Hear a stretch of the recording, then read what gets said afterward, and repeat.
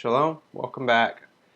Okay, so last time we were talking about justice and righteousness in the ancient Near East, and we were primarily going through the Tanakh and looking at different references to this phrase. And so we discussed the meaning of mishpat v'zedakah, or justice and righteousness in the Tanakh, and how it related to the messianic expectation in the ancient Near East. So, for instance, Jeremiah 23:5, it says, See the days are coming, declares Yahuwah, when I shall raise for David a branch of righteousness. Of course, we know that as another title for the Messiah, the branch of righteousness. And a sovereign, or a king, shall reign and act wisely, and shall do justice and righteousness in the earth. So we went through numerous scriptures last time and connected this to be in what we call a hendiadys. So a hendiadys is essentially two words that when they're put together, they have a single meaning or a single concept that they describe. And so just read. Now, a lot of this text that I'm going to be reading today is from the book Social Justice in the Ancient Near East by Moshe Weinfeld. And I'll try to remember to put a link in the description to the Amazon page for that book. It's out of print now. It's actually pretty expensive. Usually out of print books stay around the same price as they were when they were published, but this one is actually increased in value. But if you can find a copy of it for less than $50, I would recommend picking it up if you can afford it. It's an excellent book, and I'm just scratching the surface of what it says. But Mr. Weinfeld said the concept of social justice was expressed in ancient Israel and the ancient Near East by means of a hendiadys. The most common word pair to serve this function in the Bible is mishpat v'zedakah, or righteousness or justice and righteousness, or zedakah b'mishpat, which is righteousness and justice. So it doesn't matter the order of the words. It doesn't even matter if the words are next to each other. You could have them split. For instance, at the bottom of the page, with righteousness, Messiah will judge the needy. With justice, he will give decisions to the poor of the earth. The words are not right next to each other. They're actually separated, but when they appear in the same verse, it would trigger in the people's mind this understanding of what exactly they were speaking about. He says, however, alongside this expression, we find Zedek b'mishur and Zedek b'misharim. If you're a Hebrew scholar, please forgive my pronunciation. I'm not completely gifted at reading Hebrew yet, which is righteousness and equity. Word pairs which are found in poetic passages and therefore appear primarily in parallelisms. So it's not even necessarily that this hendiadys was only confined to righteousness and justice. When they spoke about righteousness and equity or righteousness and uprightness, that these phrases would relate back to this concept of like social justice in the ancient Near East. So, and here's some more verses that you can look up if you would like. I'm not going to go through and read them all. I think I read most of these last time. But if you want to look a little bit deeper into the scripture on this, you can read these verses. So, the context in the ancient Near East. The word pair, Mashar and Zedek, is found in a list of gods from Ugarit, and was later preserved among the Phoenicians as well. Okay, well, why are we talking about the gods of Ugarit? Well, this study is not just a study on religion. I mean, if we're going to look in this concept, it needs to be a study on the socio-political atmosphere in the ancient Near East in general, because Israel had a lot of interaction with other nations, and people understand what justice is. Like if you're being treated unfairly, and so I'm asking the question. We like to think of the scriptures as being solely kind of sanctified and set apart from any outside influence, but it was written by people, and so these people would have also been influenced by the culture around them. Their concept of justice would be different than our concept today. In fact, today there's a lot of people that call themselves social justice warriors, and they go out after these really kind of godless pursuits of what they think of as justice. And so when I speak of social justice in this teaching, I'm not talking about social justice in 2016 and what that word means, because what that word means now is not what it meant back then. What it means now, it means sticking up for people who are godless and wicked, and you need to treat the pagan the same as treat the heathen the same as the righteous person or whatever. And that's not the social justice I'm talking about. I'm talking about the justice of caring for the poor and needy, relieving them, protecting them from the oppressor, or even punishing the oppressor. That's what the scriptures define righteousness and justice as.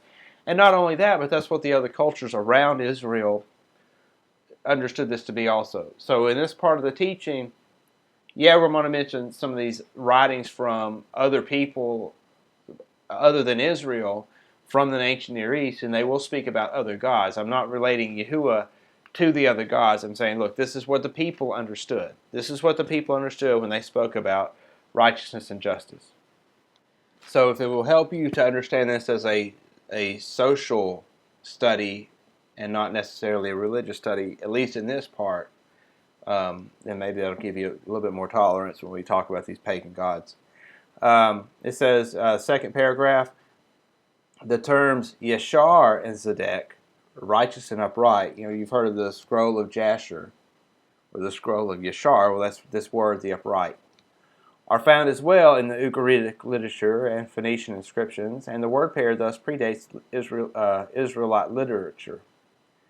Now, in an upcoming teaching, I'm going to talk about this because I'm quoting right now out of what Mr. Weinfeld said. But here's the thing. This Ugaritic literature may not actually have predated Israelite literature. I think there's maybe a mix-up in the chronology of some of these people. And if I'm correct, and like I said, I'm going to do an upcoming study on the chronology of Egypt and Ugarit as it relates to Israel. This Ugaritic literature would have probably been written around the time of King Ahab, so 850 BC, and it did not predate Israelite literature. Similarly, we find the word pair Emunah and Zedek, or Emet Zedek, righteousness and truth, in these verses, 1 Kings 3:6, etc., which is equivalent in meaning to the Akkadian word pair Kitum and Misarum, literally truth and equity. And a lot of these words that we're going to be relating between Ugaritic and Akkadian and Egyptian, they all are very similar to Hebrew words. In fact, the same words. And so we'll see that as we go on a little bit. Word pairs similar to the above but less comprehensive in meaning are Kitanum, Kabasum, protection and righteousness, or in Elam, Sulum, Kubasum, protection and righteousness. The Egyptian term, and I guess this is pronounced Hawaj Makuj. I don't know any other way to pronounce that. There's no vowel markers in it. Apparently belongs to this class as well. We shall try to ascertain the meaning of the Hebrew Mishpat V'Zedekah, justice and righteousness, and its Mesopotamian parallel, Ketum and Misarum. They can be defined more precisely in context, as we shall see below. Now, the term Mishpat V'Zedekah can refer to a character trait generally given by Yahuwah to the king. O Elohim, endow the king with your justice, the royal son with your righteousness, that he may judge your people rightly, your poor ones justly. So you see, this hendiatus all over this verse. Yahuwah thus is said to grant the king justice and righteousness, i.e., in a sense of justice with which to justly judge the people and the poor. Likewise, Ketum and Misarum means a sense of justice, i.e., a characteristic endowed by the gods. Now, just remember this, because we're going to look up a word in Strong's later, and remember this saying that here that the people in the ancient Near East understood this concept of justice and righteousness to be something that was bestowed upon the king from the God of that king's kingdom. For example, it is said of Hammurabi that Shemesh gave him truth, while it is said of Shemesh himself that Kittim Misarum are his gifts. Ashurbanipal writes in one of his letters that the gods had granted him Kittim Misarum, which is truth and equity. I think Ashurbanipal was a king of Assyria, if I remember correctly. Mishpat v'Zedekah and Kittim Musarum are considered a social ideal along the lines of mercy and kindness. Thus, for example, in Isaiah 16:5, the establishment of the Davidic throne with kindness and truth is connected with the demand for justice and righteousness. It says, "A throne shall be established with kindness, and on it shall sit in truth, a ruler that seeks justice and is zealous for righteousness in the tent of David." Now, as we're reading through this, you'll see a lot of these words that are connected with this concept of justice and righteousness that are also going to come reflected back, and you'll see them pop up in the New Testament. For instance, this word zealous in Hebrew is kanan, and so when you see Simon the Canaanian, at the time of the New Testament, the Canaanites were gone. Like, there was no tribes of Canaan in first century Israel, as far as we know.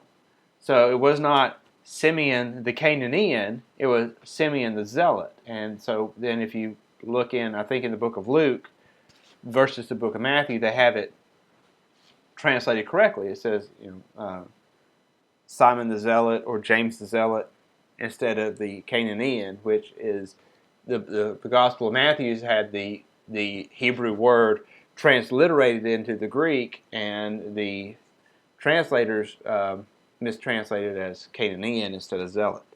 So is zealous for righteousness in the tent of David. Elsewhere, the prophet says that the Messiah's throne is established with justice and righteousness. Of the greatness of his government and peace there shall be no end. He will reign on David's throne and over his kingdom, establishing and upholding it with justice and righteousness from that time on and forever. The fact that the establishment of a throne with justice and righteousness is synonymous with the establishment with mercy and kindness can be derived from the book of Proverbs as well. For instance, in Proverbs 20:28, a throne is said to be maintained with hesed, or kindness, while elsewhere the throne is established with zedek, or righteousness. And so there's a couple of psalms you can compare there. Kindness and truth and mercy, hesed v'emet v'rakamim, are found often in the Bible in conjunction with justice or with righteousness. And so there's you some more scriptural references there too if you want to look those up. Okay, moving on, it says the practical application of Mishpat v'Zedekah accords with the usage of the term in an ideal sense. It refers to just dealing with the social sphere, particularly when the pair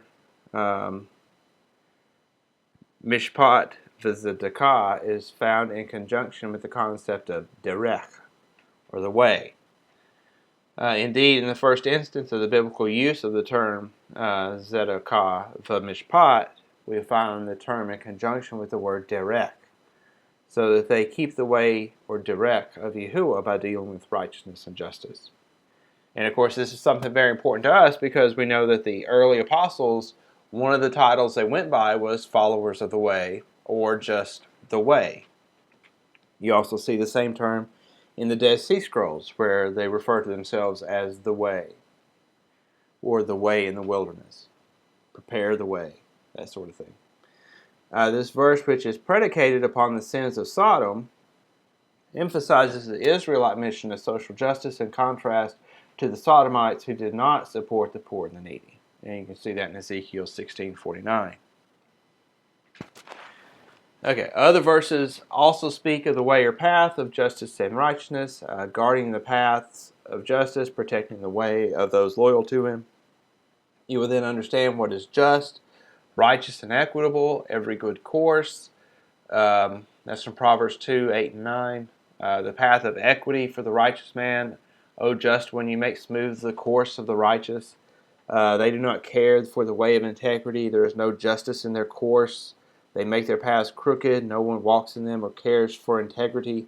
That is why justice is far from us, and righteousness does not reach us. He leads me in paths of righteousness, and Psalm 23:3 is parallel to the phrase from the Code of Hammurabi cited above. He led the people in the way of truth. In fact, Mesopotamian account of Kittim and Mizraim is itself related to the word way. Thus, we also often find in Mesopotamia the phrase Haran, Ura, Kiti, Misari, the road or way of truth and equity. The connection between the law or custom and the concept of way is implicit in the Elamite term kibbusum mentioned above, and it is likewise reflected in the term kibsum, which also means road. Both are derived from the verb kabasu, to tread. So basically, they're saying the Elamite term is the word for like, I guess, justice and road are very similar. They're both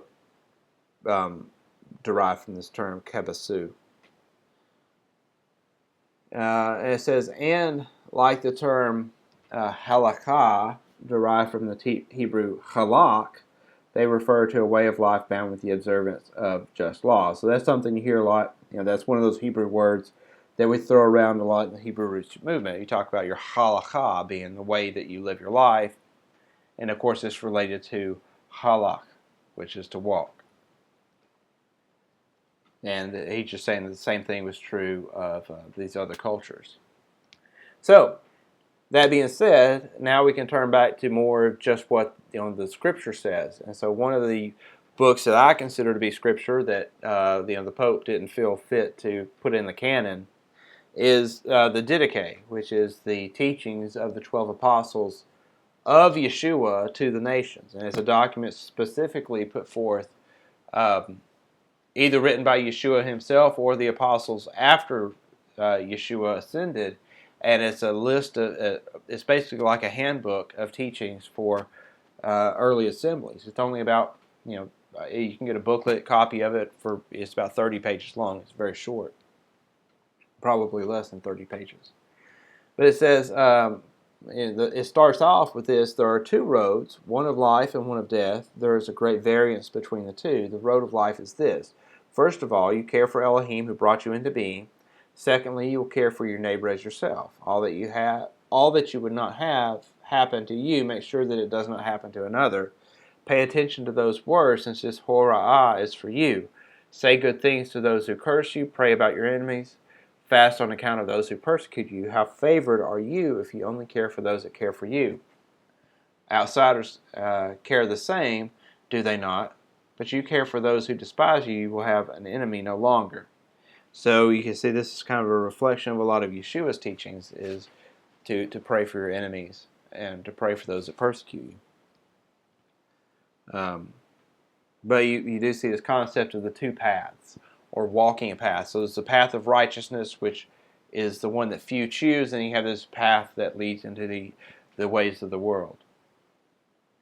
This is also reflected in the Nazarene Acts. Now, if you've watched many of my teachings, you know that I'll often try to relate back some of the early assemblies' beliefs to this document known as the Clementine recognitions. It's also got a similar, which I call the Clementine recognitions, the Nazarene Acts.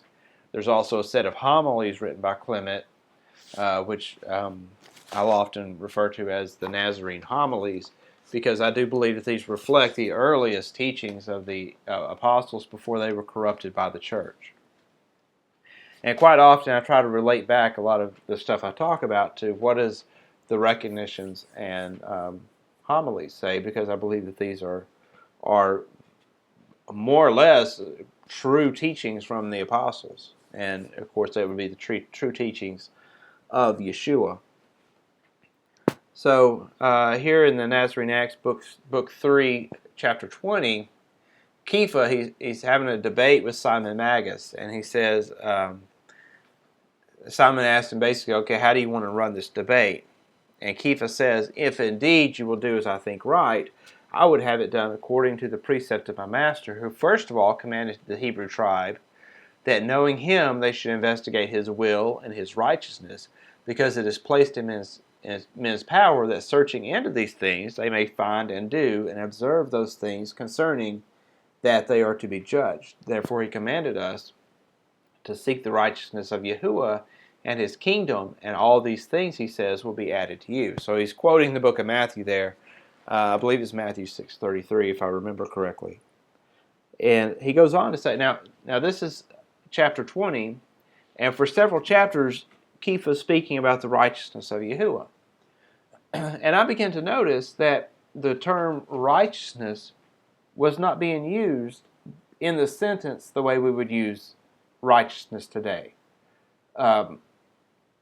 So, like if you were to have erased the word righteousness and left a blank there for someone to fill in, and this person read the sentence, and from the context of the sentence, they had to come up with what was the meaning of it, they probably would not choose the word righteous. They would choose the word, I think, justice.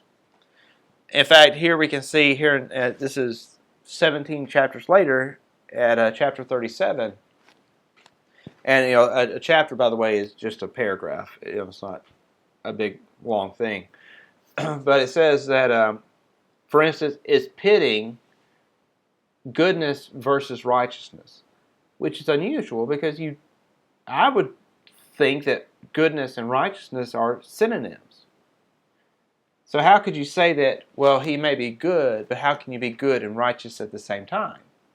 Well, I mean, is there really a big difference between righteousness and goodness? Aren't they kind of almost the exact same thing? I mean, there may be some subtle differences between righteousness and goodness, but for the most part, they're synonymous. So, for instance, he says, but if we believe him to be not only good, but also righteous, well, again, it's the way the sentence is laid out, it sounds like it's opposites, but they're not.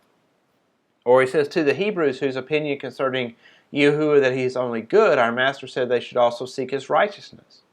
Again, it's pitting these two terms against each other. That all might live in his goodness, but that he will be righteous at the day of judgment.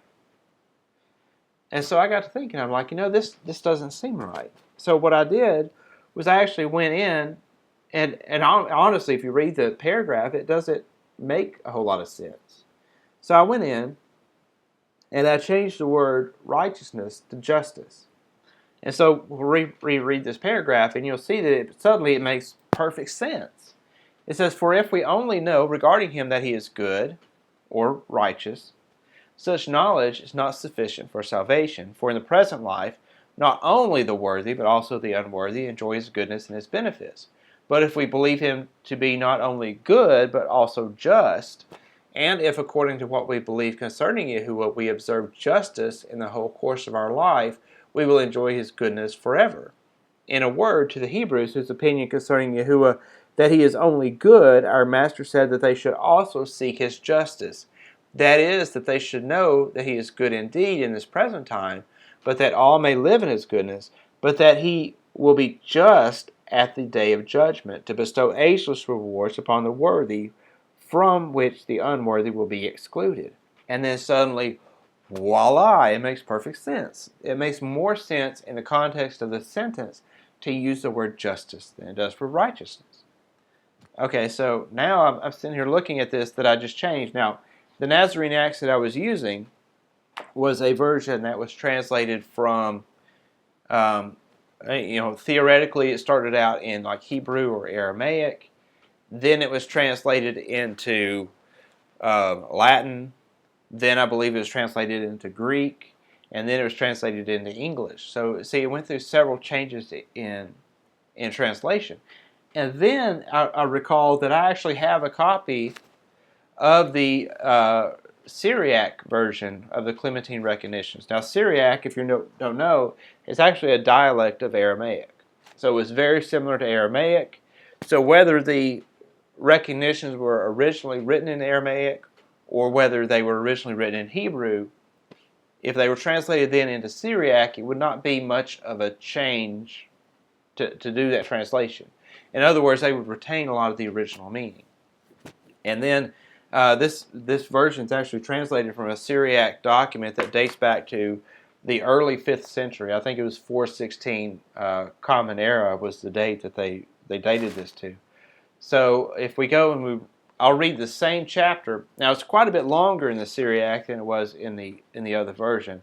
But notice that he uses, in the same way that I changed righteousness to justice in this version, the Syriac version, the word that's used is just and justice. It does not say righteous. So it actually reflects what it is that I said before. It says, "For wherefore, even if a person were to recognize that he alone is kind," or in the other translation it was good, "this knowledge would not be sufficient for one's salvation and life. For while all things now enjoy his bounty, they now have recognized only that he is kind, and this knowledge he has only sufficed for the dead, because they have not done any better than those who did not know him. However, those who have also known his justice will have things done corresponding to their knowledge, shall even enjoy future blessings forever. Wherefore he appropriately said to the Hebrews who knew him, seek first his justice, as they already knew him to be kind, but did not know his justice. On account of this they were confused, as they had only had kindness in association with Elohim, but did not know that he is also just. For he is kind in this present world, so that everyone should be able to be saved, but he is just in the future judgment, so that the worthy alone shall have salvation and eternal life." So suddenly I realized that this term that was translated as righteousness could also have been translated as justice, and probably more appropriately. So how did, from the original, we'll say Semitic language version of the recognitions, how did it go from justice to be translated into righteousness? Because it's obvious that there was some kind of mistranslation that caused this term to be confused. And that being said, what about in the New Testament? Because justice and righteousness, it was so important with regards to the promised Messiah, why don't we see it spoken of in the New Testament? Shouldn't we see more of this concept in the Gospels? Now, the apostolic writings do mention righteousness a lot, but rarely is justice mentioned. So, when I was thinking about verses on righteousness, this one came to mind almost immediately. And it's one which, if you're in the Hebraic roots movement, and if you've studied the Torah being spoken about in the New Testament, this is one you're probably familiar with, because we like to read Matthew 5:17 a lot. But Matthew 5:20, he finishes up by saying, For I tell you, unless your righteousness exceeds that of the scribes and the Pharisees, you shall never enter the kingdom of Elohim. Now, generally, when we think of righteousness, we think of like piety or kindness. So what was it that Yeshua generally had a problem with regards to the Pharisees and the scribes? Was it their righteousness? Or was it because, so if we think of righteousness as like religious righteousness, following the religious edicts of the Torah, tithing what we're supposed to tithe, keeping clean, eating kosher, that sort of thing, is that something that the scribes and the Pharisees were lacking? Well, no. But were they lacking justice? Well, yes. That's the problem that Yeshua had with them. He didn't have a problem with them not keeping the Sabbath, but he did have a problem with them not being just on the Sabbath, not allowing people to be healed on the Sabbath, for instance, or not looking after the widow and the orphan. That's the problem that he had. It wasn't with their religious piety. It was with their justice. So the Greek word here is Greek word Strong's 1343, which is diakosune. And this is something if you it's a word that's used quite often in the New Testament. In fact, anyone who's ever studied Greek, this word is one that would be very familiar because it's used so often. So when I looked it up in Strong's, it says that the definition is actually justice or righteousness. And pay attention to the definition, the longer version of the definition. It says usually, if not always, in a Jewish atmosphere, justice, righteousness of which Elohim is the source or author, but practically a divine righteousness. So remember what we said earlier about the concept of justice and righteousness in the ancient Near East was one that was bestowed upon them from, in the case of the Hebrews, from Elohim himself, or in the case of the other nations, from their gods, that the king would get this concept of justice and righteousness and equity from the God themselves. So essentially, diakosune means justice and righteousness. It doesn't just mean righteousness. And so I looked into this a little deeper, and I ran across this video, and I'll post it in the comments section or in the description so that you can watch this video also. But it's a Dr. Nicholas Wolderstorff. He's a professor of philosophical teaching at Yale University. And in the video, it's only a 5-minute video, it's very short, but he describes his journey of becoming a Greek scholar. And he said it began with an intense study on Plato's Republic. And one of the primary themes of the Republic is justice. And the Greek noun in Plato's text that is standardly translated as justice is diakosune. He notes that when it comes to Plato's Republic, there is no contention that diakosune or diakosos, which I guess is the root word, are to be universally translated there. There is no contention that these words are to be translated universally as just and justice. But there's no question in Plato's Republic that these words, diakosune and diakos,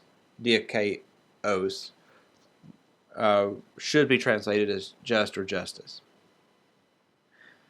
But shortly after his work with the Republic, Dr. Wolderstorff began to study the Greek New Testament. One of the first big surprises he stumbled upon was that diakos and diakosune were rarely translated as just and justice, but instead were translated as righteous and righteousness. How could diakosune have been so universally understood to translate as justice during Plato's time, but then having switched to the translation of righteousness during the time of the Greek New Testament? Now, I would contend that what had happened is that we know we had this hendiadys in Hebrew, where it was two words that represented a single concept. I would submit to you that diakosune in the Greek of the apostolic writings is now a single word that represents the single concept that was before represented as two words.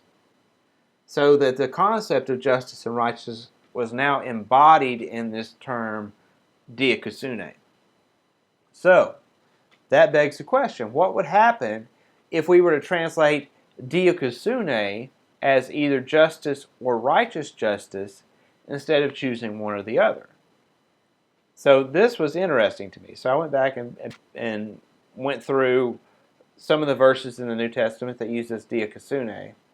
And I would ask myself, how was the meaning changed of the verse when we use this term?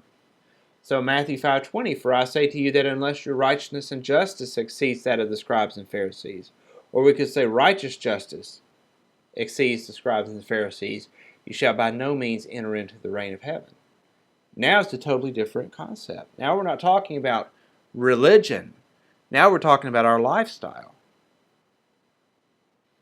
Matthew 5:6, blessed are those who hunger and thirst for justice, because they shall be filled. Blessed are those who are persecuted for justice's sake, because theirs is the kingdom of heaven.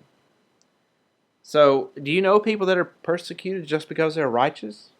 Like, how many people do you know that are just, righteous people, but they're always persecuted because they're so good? I don't really know of anyone. I mean, there may be some people that are so righteous that they make you uncomfortable or can be a little annoying, but you don't generally go out and persecute them for that. But if you have somebody who is downtrodden, who's seeking after justice, those are the people who generally face the persecution. Matthew 6:1, beware of doing righteous justice before men. Now, what did we say before? In our previous study, we determined that this concept of justice and righteousness generally is related to caring for the poor and needy. But here, listen to what Yeshua is saying. In verse 2, thus, when you do an act of charity, do not sound a trumpet before you as the hypocrites do. So you see, Yeshua is relating this concept of doing diakasunehe to charity for the poor. Matthew 31, for Yochanan came to you in the way of righteous justice, and you did not believe him. You know, what was John the Immerser? What was John the Baptist talking to the people about? Was he criticizing them for righteousness' sake or for justice? I think he was more going after the people, even from what we know in Josephus. And when he writes about John the Baptist, was that John the Baptist was seeking after justice. And that's why he was conflicting and butting heads with the establishment, particularly with the house of Herod. And that's what ended up having his head taken off his body. So notice that there's a different concept here. It's not that John the Baptist was killed because of his righteousness. He was killed because of his justice, because of his pursuit of justice. Acts 10:34, and opening his mouth, Cephas said, truly I see that Elohim shows no partiality, but in every nation, he who fears him and works righteous justice is accepted by him. So, he's speaking this to a Gentile, and he's saying that if you want to be accepted by Elohim, the way to do that is by seeking after this and doing works of justice, not just righteousness. Not just, self-righteousness, but it's that you actually pursue this concept of justice. James 1:19, so then, my beloved brothers, let every man be swift to hear, slow to speak, slow to wrath, for the wrath of man does not work the righteous justice of Elohim.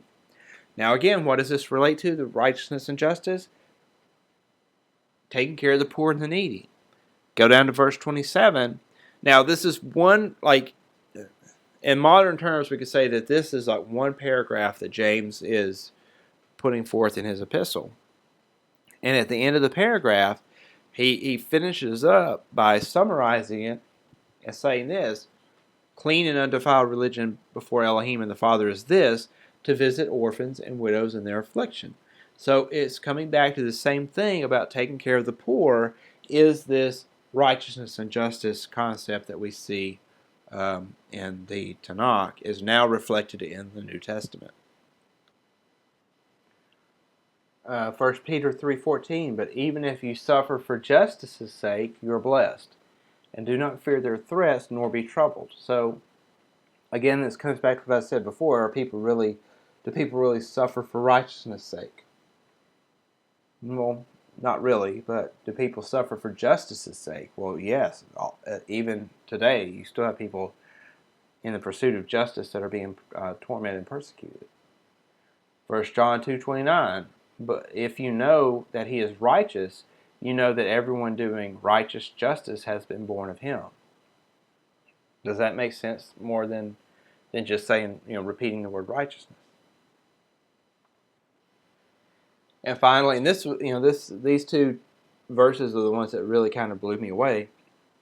It says, little children, let no one lead you astray. The one doing righteous justice is righteous, even as he is righteous.